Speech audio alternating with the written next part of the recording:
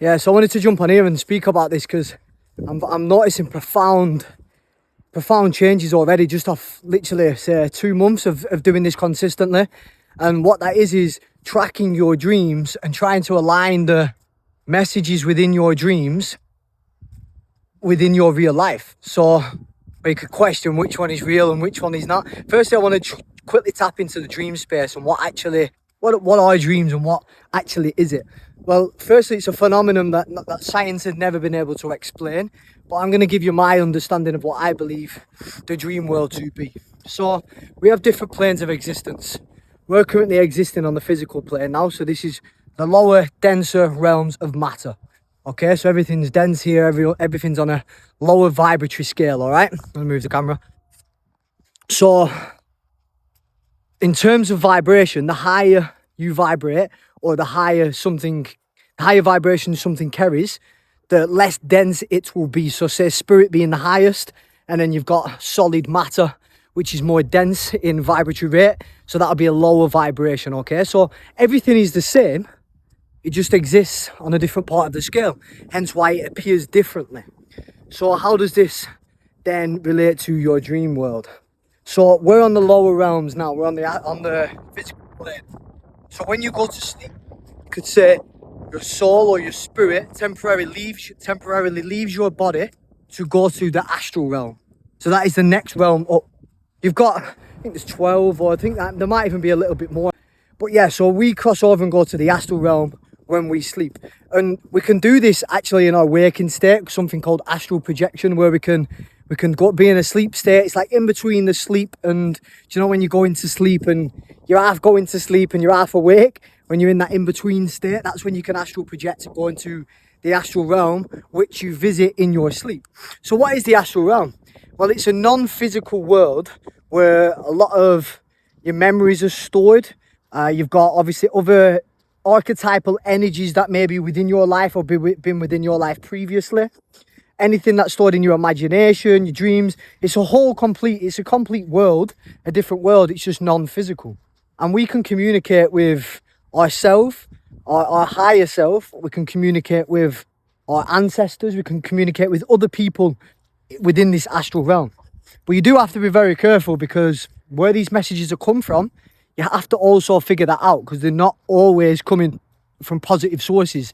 Just like every realm that you elevate to, there's always going to be the polarity. There's going to be light and dark, and there's going to be contrasting forces that are going to be trying to get access to your energy by manipulating your thoughts, by also appearing in your dreams as well. I'm just going to quickly tell you a little story. So I've been currently on semen retention for around 2 years now, and recently I've been having like the odd dream, like sexual dreams, and I'm thinking that these are opposing forces. I don't like to say demonic because that's like more of a biblical term, but just opposing forces trying to draw from my life force energy. So when I'm going to the astral realm, these opposing forces are trying to sexually manipulate me and draw my life force from me. That's why you can have wet dreams, because they extract the energy from you within the dream state, but then when you wake up, you've actually released. And I have had them on semen retention, but that's a good thing. It shows you that you're progressing to the next stage, because you're holding on to that, and that's just an automated release that your body does. It's also physiological as well. I've digressed a little bit. So back onto the dreams. So why is this important? You know now a little bit about the astral realm and what happens when you go to sleep. So why is this important, and how does this now have relevance in your waking life? I'll tell you why. So your dreams are always trying to communicate with you, or your higher self is always trying to communicate with you through your dreams. So if you can begin to track what you see in your dreams, your higher self is trying to contact you or communicate with you in your dreams using symbolism, all right? So you should never take a dream for gospel. So say, for example, you see yourself, I'm going to walk through the woods here.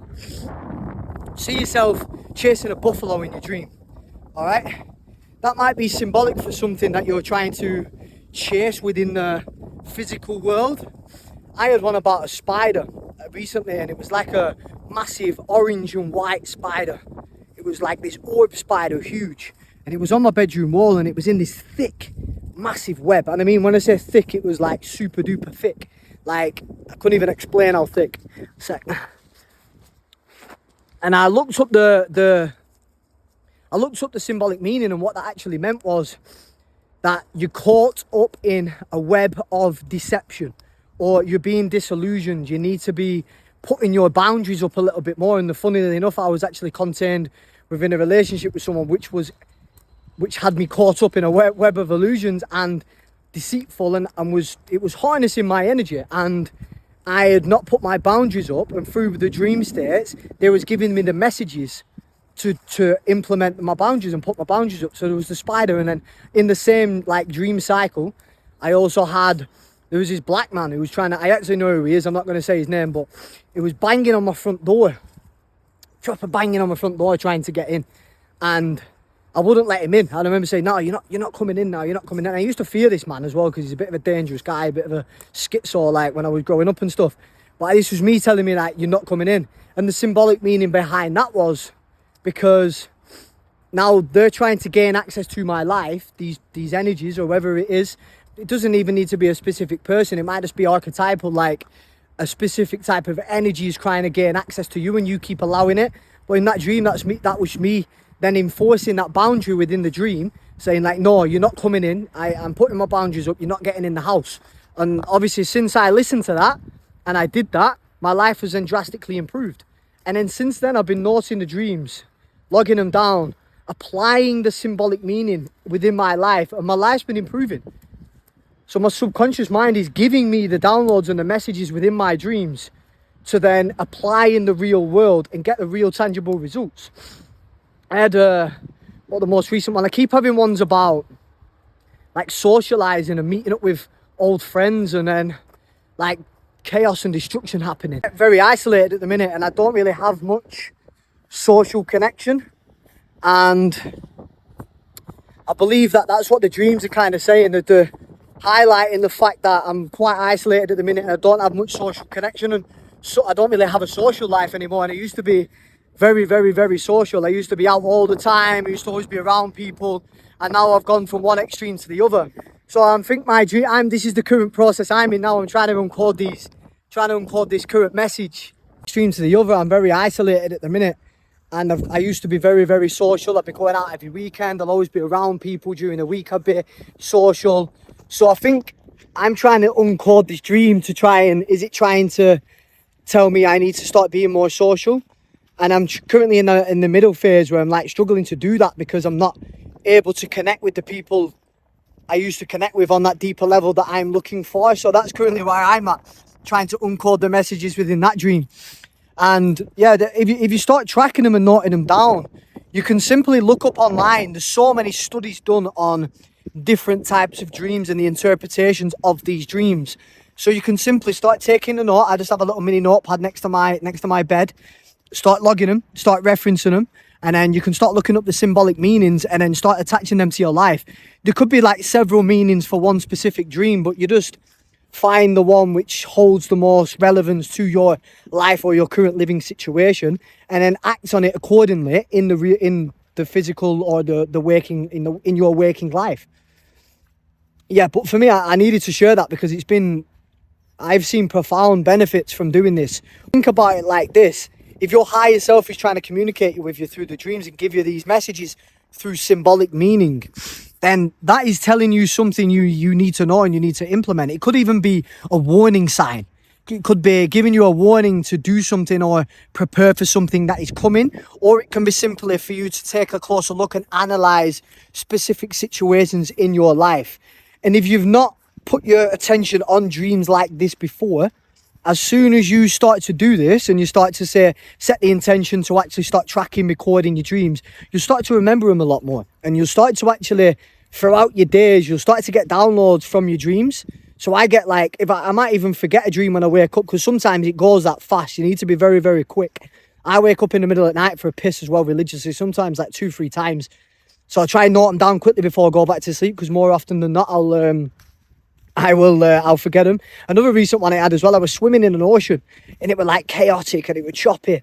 And then I nearly drowned and I got to the shore and then I started organising all my stuff. And it's funny because the stage of my life I'm in now, I've gone from living in chaos to getting my life back in order. So that was symbolic for that. Like, you've been living in chaos, boom, it's time to get shit back in order now. So yeah, start taking a note, see how you get. Once again, if you set the intention, your brain's then shifting the focus on trying to remember your dreams a little bit more. So you'll be able to capture things, getting downloads throughout the day, like of little memories and things from your dreams, so you can note them down and start tracking them and then link them up to your real life. But yeah, so yeah, it's giving you the key or the doorway to your inner landscape. It's allowing you to explore your subconscious mind, the hidden parts of your psyche that you may be distracted from or you may be avoiding in your waking life. So I think it's a beautiful, beautiful practice, and just simply doing it just little bits throughout your week and throughout your day, you'll see massive benefits. And you'll begin to learn yourself a little bit more on that deeper level and understand what's going on behind the scenes. Because your subconscious is running the show. So the more you can understand what's going on there, the more you can start to navigate this waking life a hell of a lot better. Or play this 3D game a hell of a lot better. So wanted to share that because it's interesting. And I think a lot of you will be able to find profound benefits just by tapping into that space. So yeah, peace, love. See you on the other side, everyone.